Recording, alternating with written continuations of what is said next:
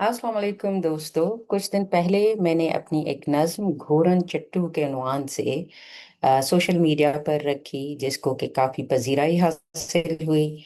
और उस हवाले से फिर मैडम मलिहा हसन ने मुझे बहुत अच्छी एक तजवीज़ दी कि फ़िज़ा इसको रिकॉर्ड करके और फिर सोशल मीडिया पर रखो, इसलिए कि किसी भी वजह से वो लोग जो लिखाई को पढ़ नहीं सकते हैं तो उनके लिए बड़ी आसानी हो जाएगी, और ये जो मैसेज है ये काफ़ी सारे लोगों तक बड़ा इफ़ेक्टिवली पहुंचेगा।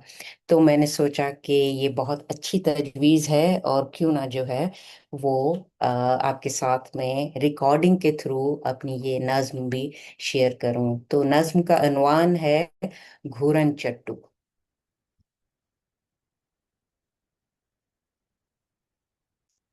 घूरन चट्टू।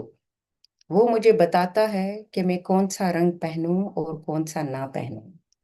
हल्के रंग पहनने से मेरा जिस्म उरियां होता है। वो मुझे बताता है कि शलवार कितनी ऊंची और किस स्टाइल की पहननी चाहिए। कमीज चाहे लंबी पहनूं या घुटनों तक, जीन्स पैंट पहनना मुझ पर वाजिब नहीं।